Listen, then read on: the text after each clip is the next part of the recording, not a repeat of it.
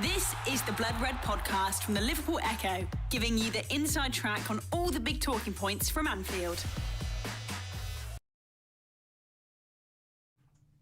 Hello everyone and welcome to your Thursday edition of the Blood Red podcast, brought to you by the Liverpool Echo. I'm your host, Theo Squires, and with Liverpool back to winning ways, we just couldn't wait to sit down in front of the cameras after a miserable few podcasts. No Ian Doyle today, he's travelling back from Germany, and much like Arne Slot with his own star man, we've decided to bench Paul Gorst for this one as well. But that hasn't stopped us from putting together a three-man pod for you. I know, we spoil you. Joining me, we have Mark Jones again. How are you, Mark? You're getting quite a regular spot on this at the moment, yeah, aren't you? it's nice to talk about a win though. I think it's the only second time I've been able to talk about them actually winning a game, so that's quite nice. And subbing in for Gorsty, though, considering how you made us wait to start, maybe it's subbing in for Doyley. We've got Rich Garnett. How are you doing, Rich? Oh, not too bad, mate. Yeah, happy to relinquish hosting responsibilities today for a younger man. So it's not easy as it looks, is it? Well, it is for me, Theo. But no, especially when you're live. Yeah, you don't want to trip over your tongue, do you? But yeah. Well, so while Gorsty might have been benched, we could never drop our sponsors, NordVPN. To get the best discount off your NordVPN plan, go to nordvpn.com/bloodred. Our link will give you 4 extra months on the 2-year plan. There's no risk with Nord's 30-day money-back guarantee. The link, as always, is in the podcast episode description box. We are live on YouTube, live on Facebook, looking at producer Ian to just confirm that, as he doesn't listen because he is a die-hard Everton fan. There we go. He's given us the nod now. We are live, so get your questions in and we'll answer them at some point in the episode. But without further ado, let's go straight into the fact that Liverpool have won a game. Everything is nice and bright again. A 5-1 victory. That was so much better, wasn't it, Rich? Liverpool, from what you saw. Liverpool were desperate for a win, despite what anyone may have said. I did suggest last week that United was a must-win, and got the impression not everyone seemed to agree with that. Well, they certainly do now, don't they? So obviously going a goal behind is never ideal, but the response is emphatic, and you know it was a dominant performance with lots of goals and lots of good performances. The only caveat, of course, is that it didn't look like Frankfurt were up to too much. So there's going to be tougher challenges ahead, I'm sure, than what they put up. But obviously, it was the best result and a great performance. What was quite striking, Mark, was the fact that it was a formation change, a strike partnership. Ekitike and Ekitike up front together for the first time. Florian Wirtz in a sort of free roll off that right wing. It didn't look to be working at first, but then once it clicked, Liverpool didn't look back. Yeah, it kind of felt like, let's just put all the good players on there and see. And you know, good players will do that. They will link and they will find a way. And I quite liked it eventually. Yeah, okay, it was a little bit scratchy at first, but even within that, I think, you know, Ekitike had a couple of chances, didn't he, in the first sort of 10, 15 minutes. And probably should do better with the one-on-one one. Yeah, he should have with that one. And then there was a nice sort of the shot that he probably could have put it the other side of the keeper, didn't he? The one he's hit to the near post. So there were signs within that, even though it did take a little while. But eventually, once it all started knitting together, it started to look kind of like what we've been waiting for, and so it turned out right. It might be the case that Liverpool played a nice opponent at a perfect time. Maybe what was it we said the other day? They'd conceded 18 goals in 5 games, and that's now with a bit of quick maths, 23. 5-1 in all 3 Champions League games. Yeah, it's ridiculous, that one, isn't it? It is very much a can we play every week situation, isn't it? But I'm sure Liverpool will take it, and hopefully it builds confidence now. Goals were promised going into this one because of Frankfurt's defensive record, but I don't think any of us had any confidence that Liverpool would go and put 5 past them. You expected more like a 3-2 or something, with both defences being a little bit leaky, Rich. From what you saw in that second half, it was one-way traffic, wasn't it, pretty much? Liverpool were just on the attack. They could have scored so much more. Oh, it looked like a training exercise, really, didn't it? At some points, Liverpool just had complete control of the match, and Frankfurt, they just didn't look like they wanted to come out and try and get themselves back into the game, really. Almost as if they were a bit overawed by their opponents, and that was really ideal for Liverpool, really, because it just gave them a chance to grow their own confidence, have plenty of the ball. I feel like it was the most I've seen Wirtz on the ball in any game that he's played so far for Liverpool. So he was able to be more influential, and of course, as the goals start going in, more and more players want a slice of the pie and get involved and try and get their own goals, and he was able to to make changes later in the game. But it was a good demonstration of what Liverpool can do going forward. We knew that anyway, but it's easy to forget it when you've lost 4 games on the spin and people are starting to doubt themselves and a lack of confidence starts to creep in. I think there was some examples of that against United last week. I know we kind of criticised some of the defenders and whatnot. Well, a point I was thinking back the other day, at one point I didn't touch on too much after that defeat was when the likes of Kerkez and whoever were playing out from the back. Quite often they didn't have a ball on. They didn't have an easy ball on to play, which begs the question, why weren't the players coming a little bit shorter to try and receive an easy ball and stitch the play and move the ball of the pitch? That didn't seem to be a problem last night, albeit those defenders weren't under as much pressure, and that may be a key point when Liverpool head into a more, what I would consider to be a more difficult opponent on Saturday evening. What did you make of the strike partnership between Ekitike and Isak, Mark? Like, there were glimpses there. It's not perfect. Obviously, Isak's still getting up to speed. We saw him come off at half-time. But they did link up a little bit, didn't they? Yeah, it was what I wanted to see before the game. I hoped that they would play them both together. With Isak, it's a funny one, isn't it? Because we obviously know, we've seen him, we've seen the quality at Newcastle for 3 years, and so we're almost just waiting for that moment to click in. But I mean, Arne Slot was very big, wasn't he, before the United game on how his season starts now. And against United, all right, that was a difficult game, and Liverpool, I don't think it was really Isak's fault that he perhaps wasn't getting the service that he thrives on. Against Frankfurt, he did have those early couple of moments, and you think, hang on, okay. And it did feel after sort of 15, 20 minutes, I felt as though, there's going to be chances for him here, I think. He faded as the first half went along. Maybe, we don't know when the injury occurred to him. Perhaps that was a factor with it. Yeah, and then Ekitike, obviously, going back to his former club, it was... You get a lot of this when a player goes back to a former club and you hear a lot about the relationship with the fans. This one felt especially kind of a good bond there. And he wasn't even there that long, was he? No, it wasn't there that long. And I think he's that sort of character, isn't he? And Liverpool fans already love him. Yeah, you're already seeing it here, and it perhaps explains a lot when you look at how their fans were with him. So it meant a lot to him clearly, and he looked up for it, and he looked like he having Isak there, I think, was good for him, because it was. He wasn't perhaps the focal point, and he's able to be a bit more roaming, a bit freer, and that's something to think about. I think maybe he can be used in different ways, and perhaps than we even have unlocked so far. Perhaps there's more there. So yeah, I like seeing them both together. Obviously, the caveat being that there was no Salah, but I think I think both of them have shown that they can play together, and that's going to be crucial, because building up partnerships, and we'll come to it later on, but I think building up partnerships is big now.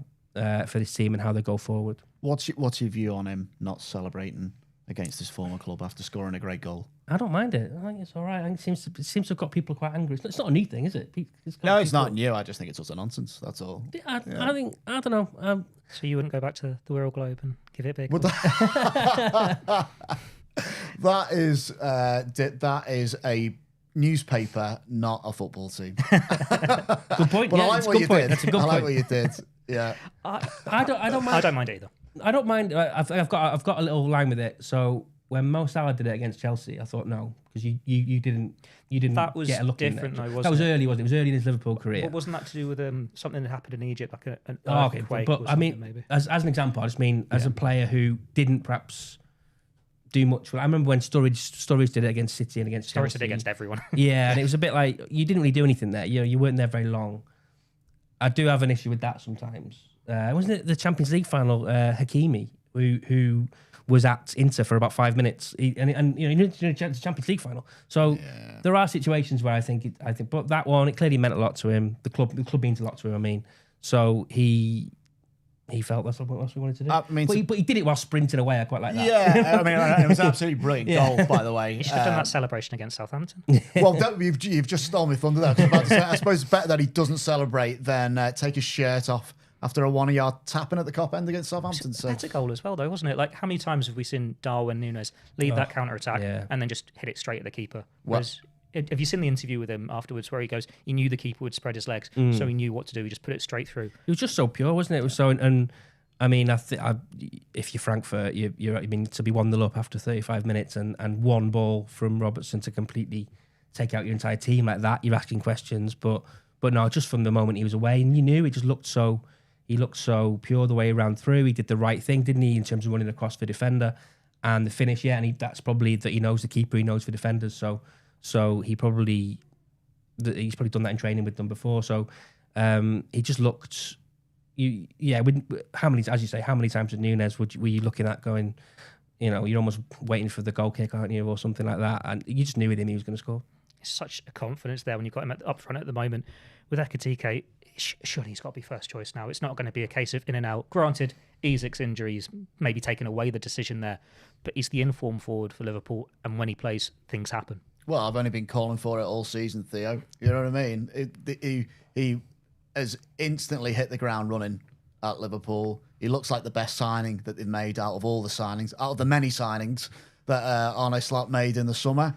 And he can count himself pretty hard done by not to have started more matches already. But his response to that isn't to sulk. It's to go out there and show what he's all about and to score great goals and contribute and be an absolute nightmare for defenders, which is what he is. He's all of those things.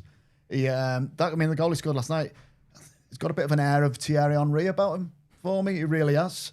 And that's a good thing, let me tell you.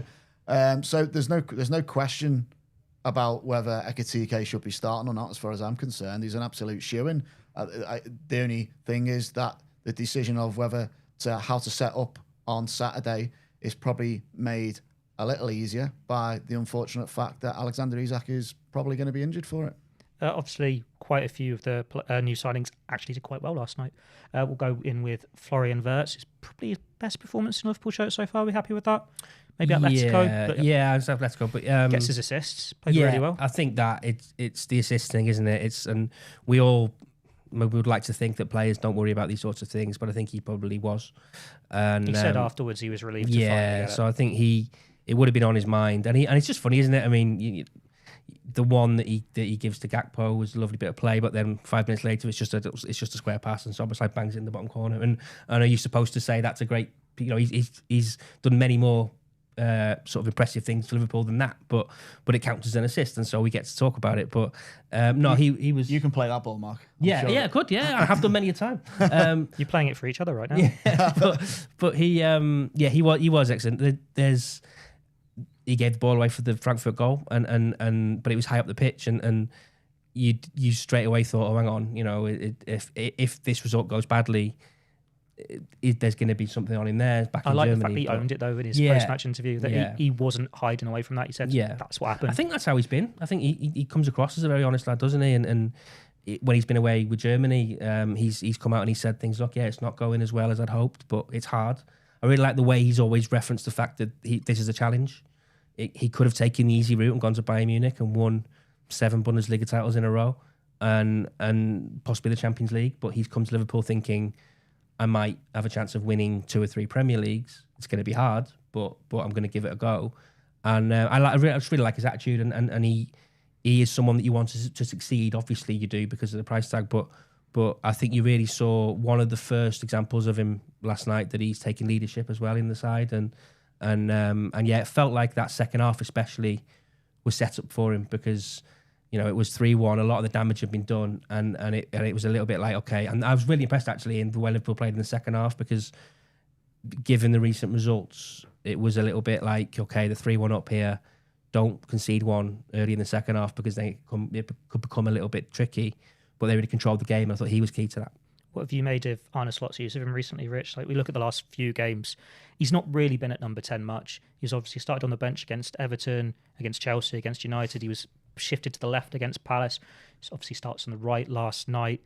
He's still trying to find his place there, but you can see the talent. It'll just be interesting to see where he lines up against Brentford. Yeah, it's hard to really understand what Arne Slot's trying to do with him, I guess, because he's kind of came as this player who's going to play behind the striker, and that's all I know him as. And then all of a sudden, there's been times when it looks like he may have been shunted out wider, which does it suit him or not? We're not really sure because we never really see him play that role. And he's been on the bench.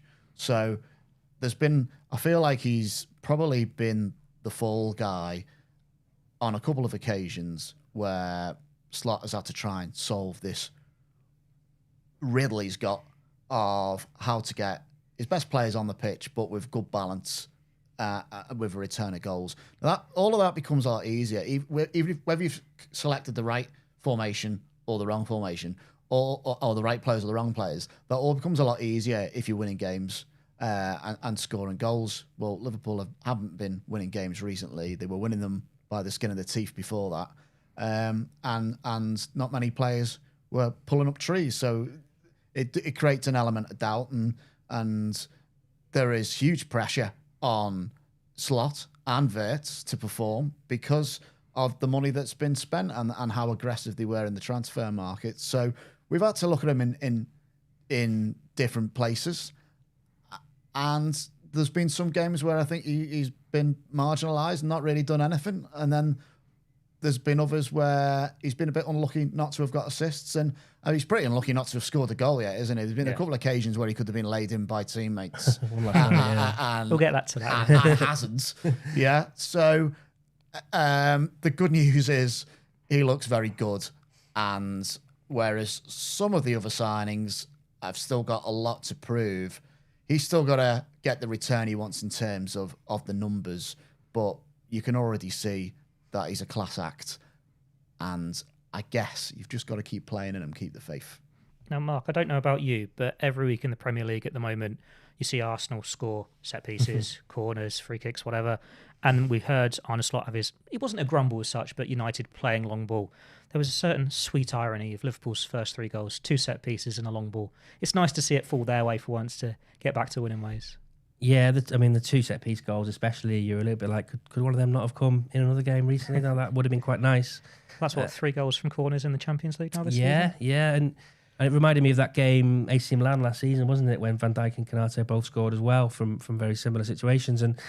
And look, we can joke about Arsenal and other teams' reliance on set pieces, but it's a huge part of the game. And I've thrown 4 set pieces there. Robertson's was a set free kick as well, wasn't it, from Salah? Of course it was, yeah, with the lovely flicked finish. Only 4 set pieces in the Champions League. Yeah, and I'd say we can joke about it, but there's a reason why it's become so important in football at the moment, and there is an increased reliability on it for a lot of teams, and it's kind of the way that a lot of the Premier League's gone. I mean, Liverpool are going to Brentford on Saturday, and there's going to be a lot of those coming in. There's going to be a lot of long throws coming in, so they really need to prepare for that. And it is something, I think it is something they need to improve on.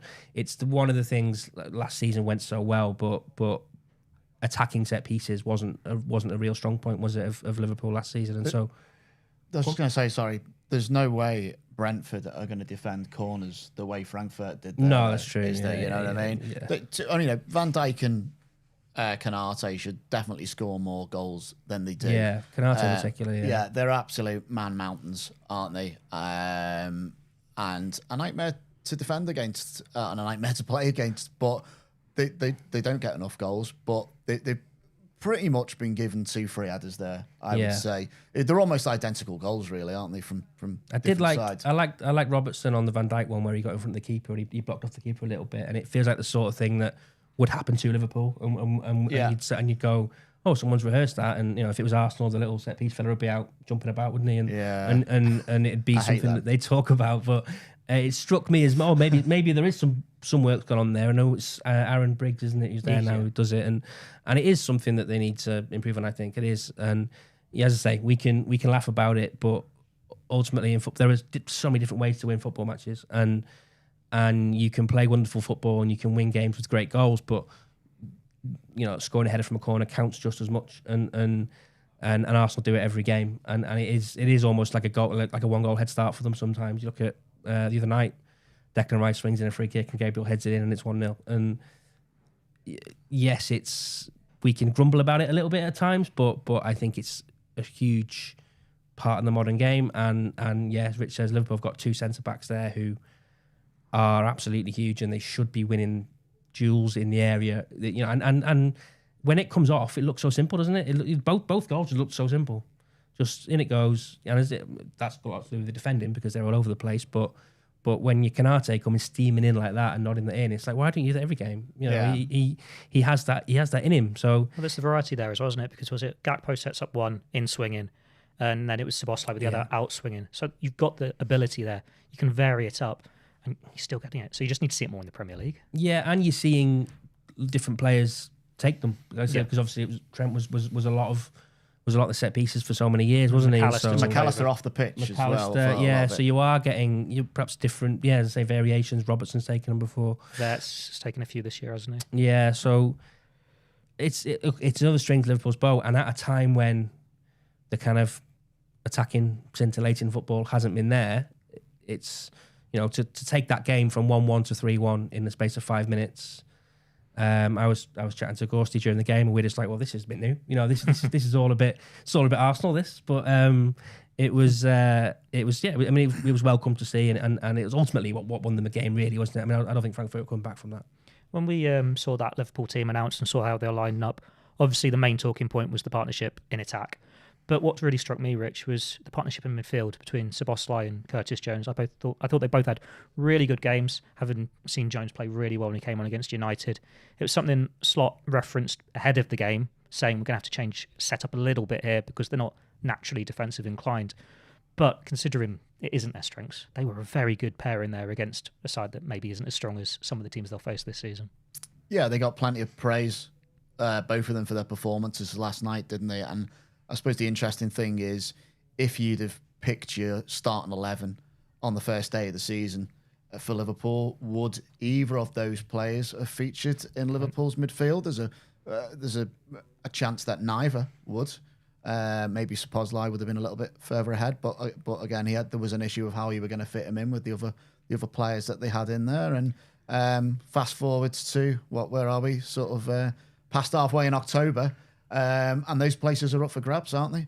And that's not a bad thing at all, in the sense that the competition for places is clearly there. So, in one sense, obviously, I'm sure Slot will be frustrated by the fact that I'm pretty certain that he doesn't know what his best team is, and I don't know what his best team is either. So, I'd say those two have to be in it, though, at the weekend. Well, this is what I'm saying. So, but because he's got such a high quality squad, if players aren't performing or aren't getting the rub of the green, or it's just not happening for them, there are other players who are equally capable of coming in against any opposition, and trying to change things around and improving them. And we saw, perfect evidence of that last night with Jones and Szoboszlai, and why wouldn't they be involved at the weekend? I thought Jones was brilliant. I thought he barely gave the ball away. There was some mad stat after the game, wasn't there? 1-2-2 from 1-2-7? Something like that, yeah. And it was the most a Liverpool player ever done in the Champions League. Yes, you caveat that with the opposition, but no, I thought to go into a situation where there's no Gravenberch and there's no McAllister, and Gravenberch we know is one of the first things on the team sheet, but I think Jones has every right to look at the performances of McAllister recently and think, I deserve a go ahead of him. McAllister's not been with it for various reasons. I think Curtis Jones this season has played very well, even in games where the results haven't come off. Against United, I thought when he came on, he was good. And that was a real chance there last night to show his impact on this team. And I think he took it. And I think he really showed that he can be someone who is relied upon. I think that's probably the thing that he craves, I think, more than anything. He's always had that thing, hasn't he, where, it's Curtis, he'll come in, he'll do a good job for a game or two, but then somebody else will come around, or, there'll be perhaps someone else will be the flavour of the month and he might drop out. And it's almost like he's scoused, so he's just happy to be there. Yeah, it's a little bit like that. I think maybe he does pay a bit of a price for that. Like he's the local lad, and so he's just happy to get a game. He's happy to come on for 10 minutes. And what was the game last season? Was it Leicester away? When he came on for the last minute and he was furious. He was coming on in injury time, and he's a bit like, how dare you even bring me on this late in a game? And he looks to me as though he's ready for that step up. He really does. And I really hope injuries might dictate this, but I really hope he stays with him now. We've had a few comments about that pairing of Szoboszlai and Jones from Paulie and Barry McLaughlin.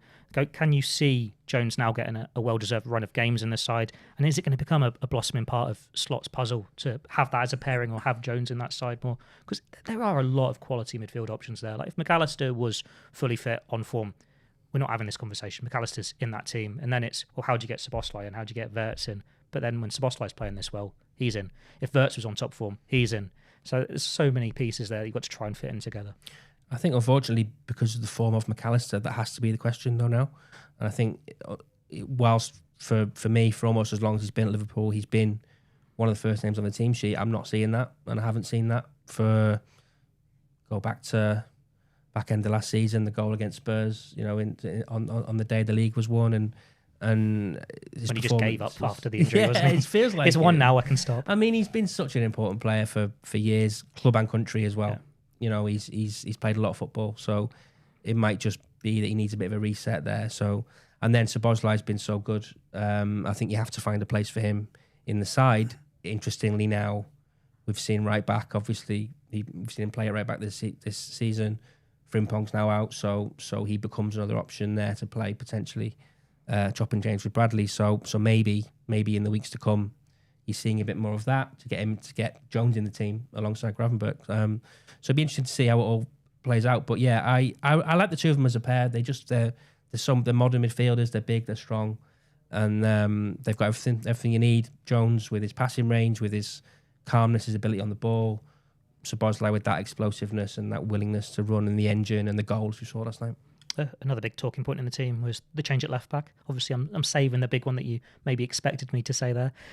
Andy Robertson comes in, hasn't started too much this season. We know plenty has been said about Kirk's form. He gets his assist, but that is what you want to see from your left back. And he was a lot more composed. You can see the difference he makes in that side compared to someone who's just not hit the ground running for Liverpool. Well, he's a born winner, isn't he? And he's highly experienced. He's won it all with Liverpool. He's seen another player come into the side to take his place, and he could have left, and he's decided, actually, I'm going to stick around here because I think I can win my place back. And as of today, that'll be ghosty for you next week. He's got a lot to do there, hasn't he? You know what I mean? Could have come in today. He's not here. But look, Liverpool have looked really shaky at the back, and something had to change. And I'm not saying signing Kirkes is a disastrous decision or anything like that. Far from it. I think he's only 22, isn't 21, he? I think. 21. Okay, young player, really impressive last season in the Premier League, and he's had a bit of a tricky start to his time at Anfield. Andy Robertson wasn't a starter when he first came to Liverpool from Hull City. Had to work his way into the team, did that, and then has gone on to become a Liverpool legend, as far as I'm concerned. So he's learning from the best person he possibly can do, and he may have to bide, Kirkes, that is, may have to bide his time a little bit whilst Slot tries to get a little bit of more stability in that back line, and having a captain level player like Robertson in there at this moment in time is only going to help. So I think we're going to see plenty more of Andy Robbo for the coming weeks. It's something that we've all probably been asking for the last few weeks as well, for Kirkes to be taken out the firing line, to give Robertson that chance. He came in for a little bit of stick for Chelsea's winner, but it's good to see him get those 90 minutes and then actually show what he can do. He's not finished yet. I think more just from a squad rotation point of view as well. I think Kirkes was starting a lot of games, and I don't think any of us thought, even when Kirkes was signed, that he was just going to be automatically first pick every game. I think we all thought it would be a chop and change situation with Robertson, and that didn't really seem to be happening for a few weeks. So it was definitely high time that Robertson got his game. You can pick some holes in it. You can argue maybe should he have closed down for the goal? Should there have been something there? If that was Kirkes, he's probably getting more stick. You've got to put that out there. But then he obviously has his hand in the equaliser. So, and I just thought it was and blocking the keeper. And blocking the keeper, which I loved. Yeah. So there are games, I think, and there are situations, more than games, that I just think call for Andy Robertson's experience, and Liverpool are in one of them right now. They've lost 4 games in a row, going away in a hostile atmosphere in a Champions League game, it was important to keep their heads at 1-0 down as well. And Brentford is going to be similar. Brentford on Saturday night is going to be similar. They'll get the noise up there. They'll get the big long throws coming in, and they'll get behind the team, and it is going to be a tough test. And whilst Andy Robertson is still, we're not talking about a physical player here, 'cause it's going to be a big physical challenge. He is someone who I think can make the difference with his personality and with his captain, as Rich says, another captain on the pitch, someone who isn't going to perhaps dive in the way that we've seen Kerkez do. I've still got faith in Kerkez. I think he will come good, but as I say, I think I personally was expecting there to be a lot more rotation in that position than we've seen, and it just feels like it's naturally now the time for Robertson to play in the more important games, shall we say. So that means Kerkez coming in for Palace, and then Robertson perhaps back in for Villa, in that sort of way, and then potentially Real Madrid. So, I think I'd stick with him now. And then the other big talking point in that lineup, Mohamed Salah, benched again.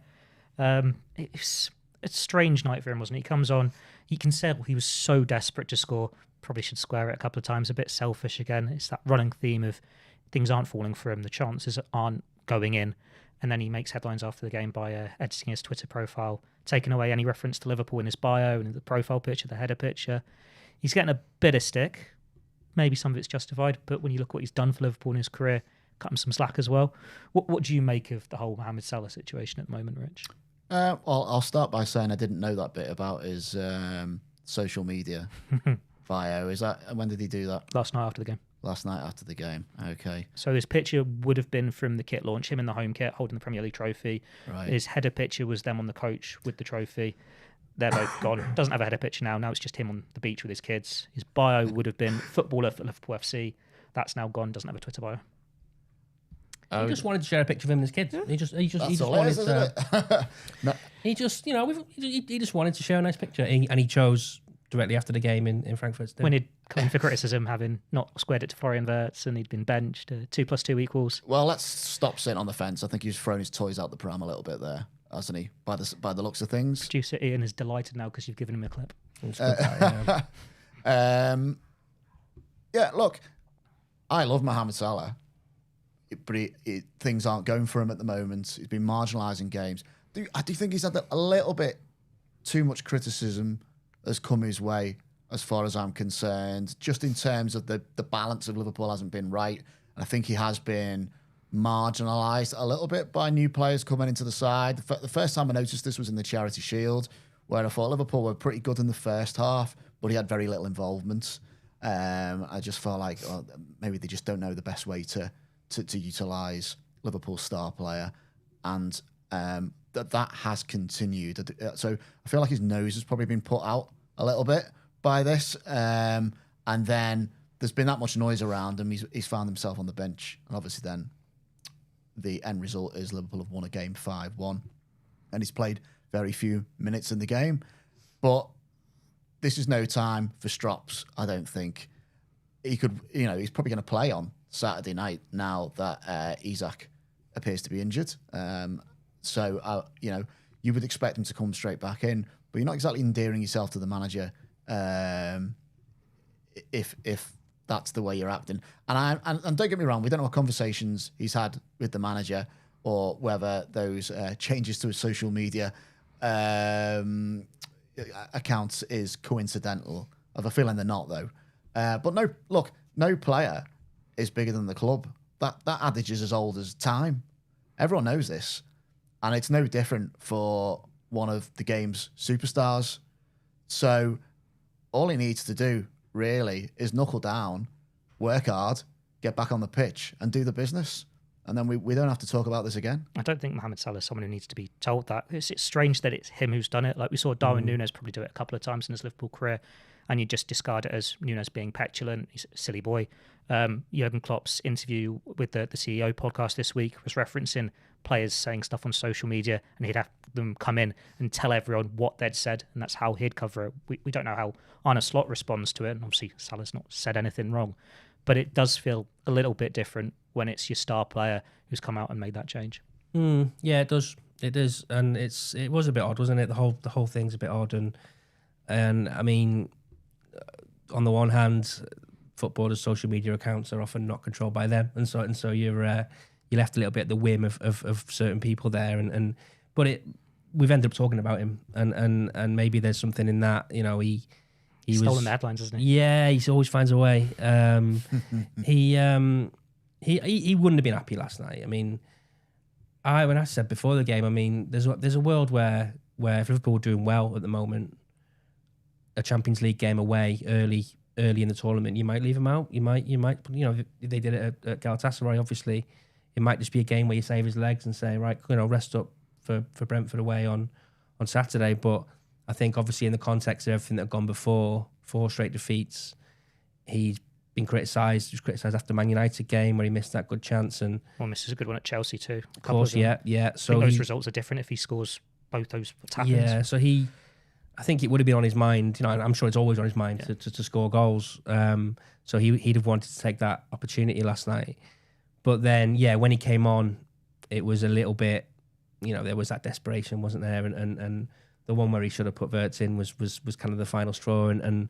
And I've had games with Rich at five-a-side where I've been screaming for that pass and he's got it alone. You can't get that high up the pitch that quickly, Theo. Certainly not these days. We've not had Echo footy on for at least 18 months. He's going to be frustrated, and I think part of it is he just needs to. I think he perhaps needs to accept that he's entering this twilight of his Liverpool career, and there are so many star players around him now. Unfortunately, it's a way of life. There are people who come younger than you, better than you, fitter than you. It's happened to me. It's happened to Rich, I'm sure. Definitely. So it's how it is. So and I'm sure he'll be all right. And I agree. I think he'll start on Saturday. I think he will. I think partly the Isak injury, but also I think it becomes a thing if you leave him out after this. He's been left out of one game. This social media thing, it's a bit overblown, but it is what it is. But I think the way you make it into a story is if you leave him out again. And I don't think he'll do that. So I think he'll start on Saturday. Well, he knew that was going to be a story, didn't he? Yeah. You know what I mean? So, reading... He knows how we work, doesn't he? Yeah. He knows exactly how we work. Exactly. Yeah. But he's a chart beat king, isn't he? He is a chart beat king, which is how we track audience volume for those who might not know. But what I was... Got into a totally different podcast there, haven't we? We can talk about KPIs, Google Analytics. That's another show that I won't be on. But one of the reasons Liverpool supporters were so desperate for Mohamed Salah to sign a new contract last season was because we didn't have anyone to replace him with. You know what I mean? There was your chief goal supplier, a man who scored countless numbers of goals for Liverpool and supplied, most goals, most assists.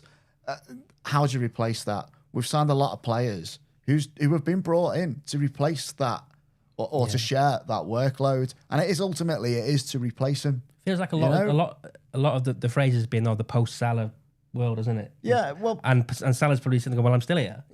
Yeah, and don't get me wrong. Work in Liverpool's favour though, because obviously you've got AFCON coming up in December. Yeah. He's going to go away for that. He's going to miss some big games. If Egypt go far, he misses Arsenal. He'll definitely miss Tottenham as well. Liverpool going to have to find a way to play without him. But in previous seasons, he goes to AFCON, he's not the same second half of the season. We saw that last season as well. Maybe turning on its head, you're putting that fire in the belly, you're poking the bear. He comes back, he's got a point to prove, having seen Liverpool do whatever without him, whether he's got to pick them up or force his way back in the side.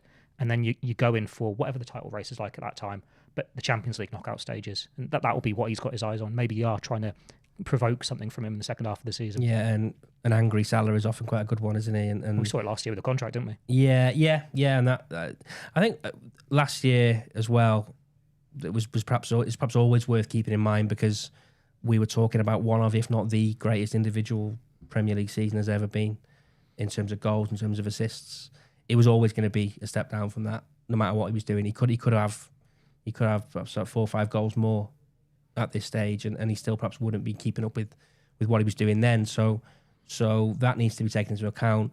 We mentioned it after the United game. I think he just perhaps needs to adapt a little bit more to what's going on around him, and maybe understand that he's perhaps not being lent on in terms of goals as in a way that he has been for years, and there are so many more threats around him, and I think he'll be fine. As I said, I think I think he's back in the team at the weekend, and it'll be just like him to score, wouldn't it? We've got a comment from Nikolai going, Salah clapped the away stand before he went to the tunnel. Get your facts right. I don't think any of us have disputed that. We're not talking about him clapping the fans. We've all seen the pictures. I know there was a suggestion that he didn't, but he was one of the first ones down the tunnel. It's just a matter of fact there. Yeah, it was fine. I don't know what that is. So yeah, we have got our facts right. We are not disputing that. We'll touch on the 2 injuries now. I know we've said a little bit about Isak. It's a groin injury. Probably expect him to be missing for the weekend. Hopefully nothing too serious. Slot's come out and said Frimpong, it's a hamstring. You'd imagine he'll be out for a few weeks there. Second time he's done it this season. It's not ideal, but at least Liverpool have got Conor Bradley there in reserve. Yeah, if I can just talk about Isak for a minute. Yeah, he's got groin injury. Would you think it's fair to attribute that to the fact that he didn't have a pre-season? I think Slot's basically come out and said that as well, hasn't he? That's his own fault. You're giving producer in lots of clips here. Well, it is. It is. Would he be a Liverpool player if he hadn't done that? That I think that's by the by.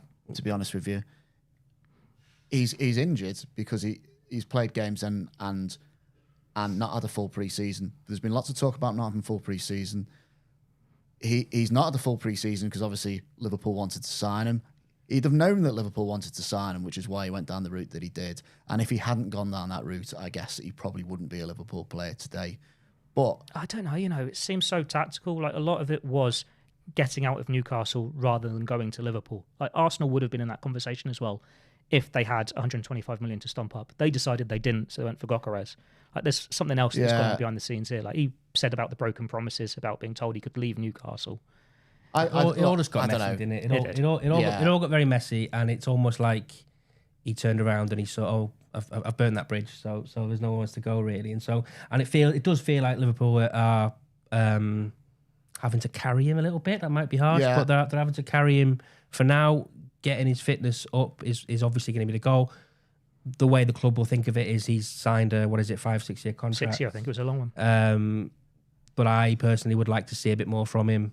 Now, look, we're not very far into the season. The season's long, and so and you've mentioned about when Salah goes away, and moments like that is when he's going to be needed. He wasn't particularly needed last night. Let's be honest. They could have beaten Frankfurt without him starting that game. There are going to be games coming up when he is needed. You can say there's just been one against Man United where he didn't take that chance in the first half. So he's going to have to get up to speed fairly soon because, as I said the other day, no one's waiting around for Liverpool this season. They need to build on this win and keep winning games now. Well, I just feel, don't get me wrong, I'm really pleased that Liverpool have got Alexander Isak. He was a player I've admired since he joined Newcastle, basically. But his lack of a pre-season, he's complicit in that. And in a way, Liverpool are too, because they've signed that player knowing that he hasn't had a pre-season. And it just makes me ask the question why an informed Ekitike just hasn't started more games when he obviously isn't quite where he needs to be fitness-wise. And now he's going to have to sit out, and Ekitike is going to get, I think, a decent run now. But anyway, Frimpong. Yeah, you're asking about... Your question was about Frimpong, wasn't it? Yeah. Frimpong's injured. Yeah, that's a shame. It's his second one. Hamstring injury. It's a little bit of a worry, that, I think. We're obviously... He was a player that everyone was looking forward to seeing coming in. You know, his pace and his kind of dynamism down that right-hand side. He seemed to be a key part of how it would have been set up last night as well, in terms of Frimpong having that free role, because Frimpong would provide the width. Yeah, and I think a fully fit Frimpong and tactically tuned up, if you like, will be a real asset to how they want to play. If he is out, we'll probably, I'm not a doctor, shockingly, but I think we're saying probably after the international break now, aren't we? You'd imagine if it's a hamstring, so that's what, five games, is it? 4 or 5 games between now and then.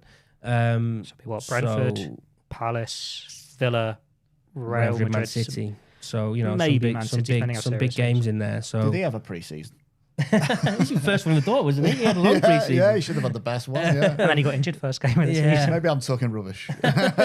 You just focus on your back, Rich. Don't answer that. He had a pre-season and his hamstrings are made of crisps. So right. Yeah, it is different for him, isn't it? Because it's a new system. English football, we know it's a bit more intense. He's not a wing back. Yeah. He's got to cover more ground.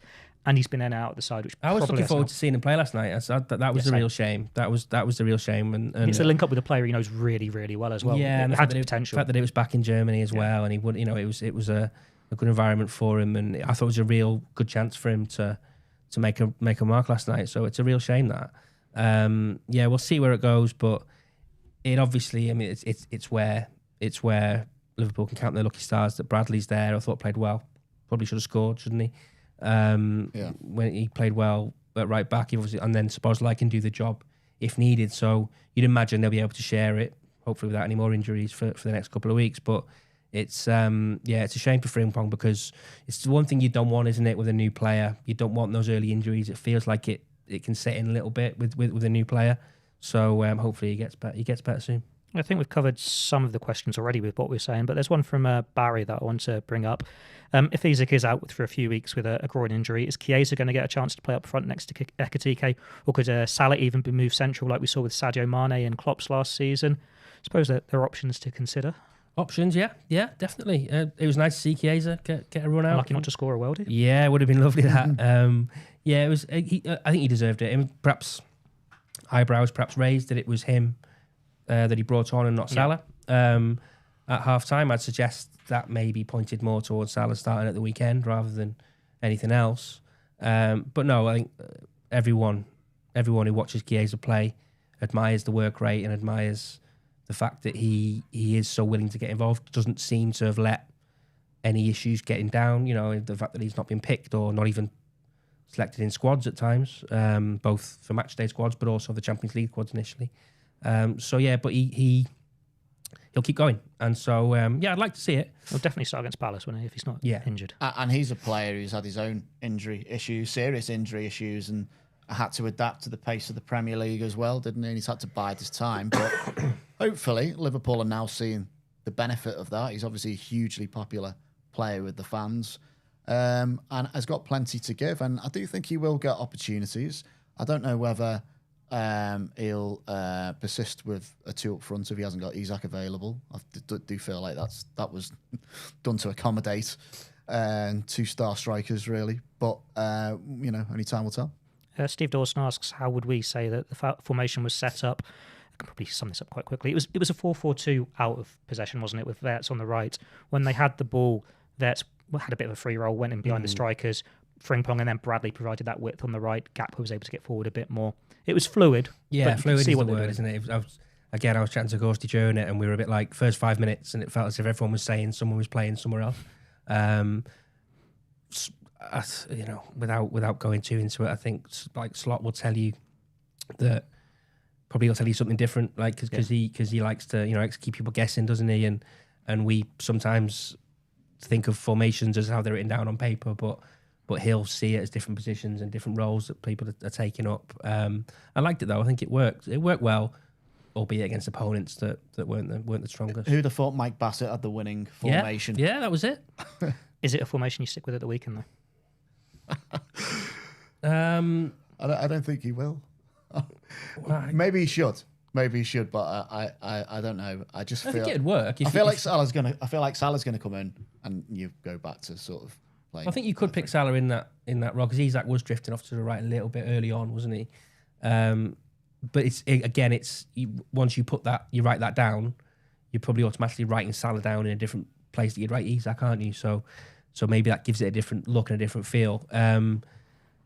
Look, there's every chance that they name a very similar side, perhaps with just Salah in for Isak, and we think of that it's oh no, they're playing a 4-3-3 today, or they're playing something different. So I like I like the balance of the side and the way it looked, especially attacking wise. If you think about if you take Isak out, put Salah in, and then say those six most forward players, so the two midfield and the four, I think they all work well together. Picking in informed players and fit players almost feels more important than the actual formation that they go with, which obviously you can adapt in a game. Someone we've not even mentioned who scored again is in Gakpo, who has scored, is that 3 games in a row now? He's getting a lot of stick this season. People want him to be dropped so Ekitike could play on but he's been reliable. He scores, and he I was chatting to a friend about it before the game, and he was asking me about him, and I said, well, he is someone who, perhaps goes under the radar and isn't everyone's favourite, but he seems to have added this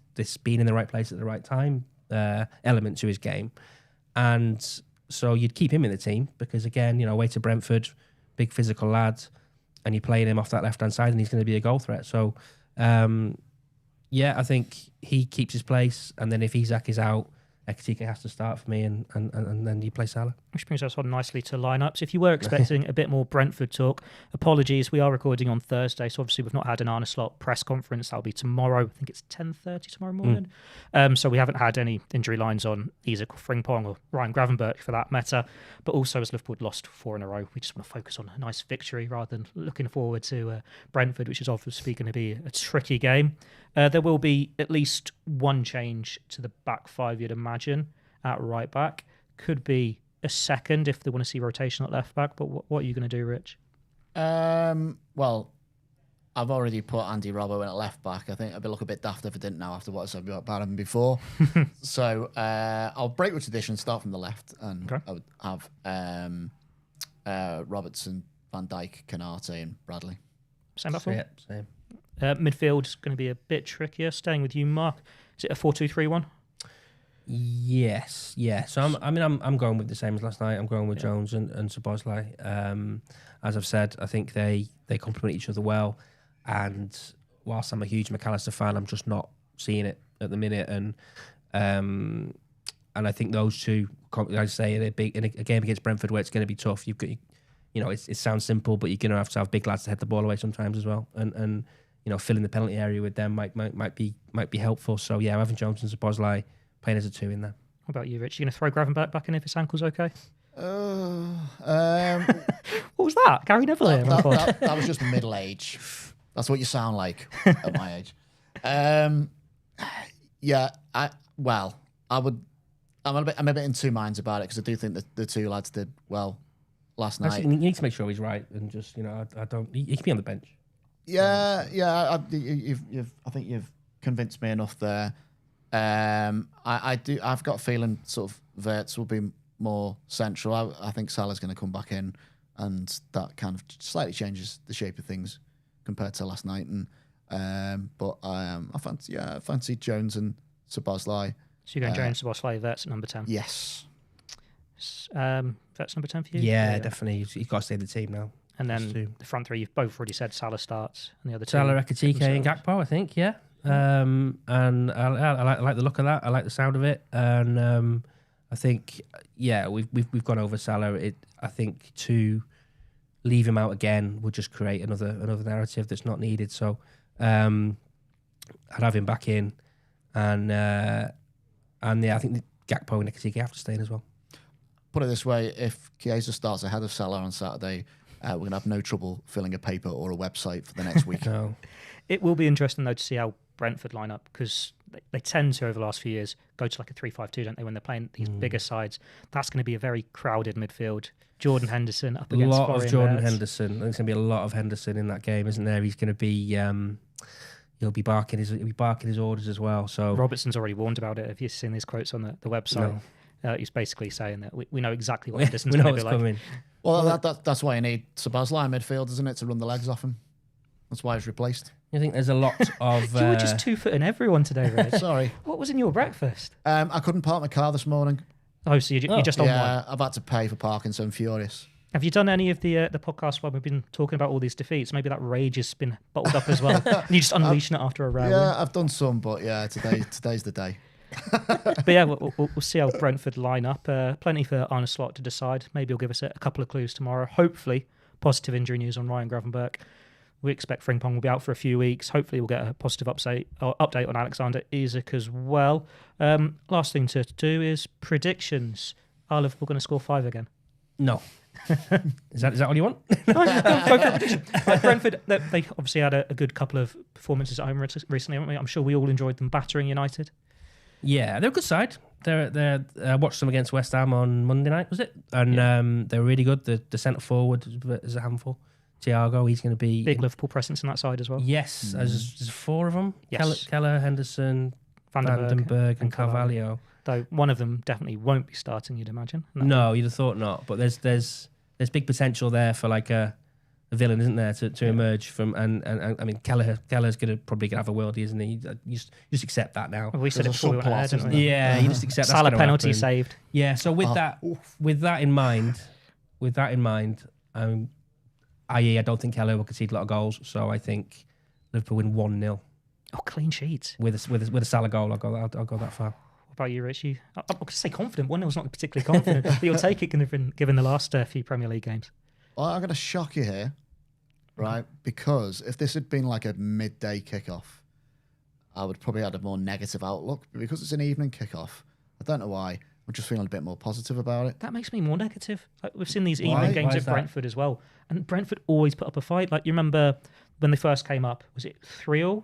Yeah, That was an evening game. Yeah. There was the one 3-1, lost 3-1. No? Yeah, and they were awful that day, weren't they? Yeah. Like, they struggled on every single set Yeah. piece. Are you thinking more Konate because had it's a late, you're nightmare. gonna have had a few drinks and you're gonna be more confident by the time it Yes. starts? Yeah, I think that's what it maybe is. that. Maybe I mean, that. That's what it is. It was an That's earlier game, wasn't it, when Liverpool battered them 4-1 a couple of years ago?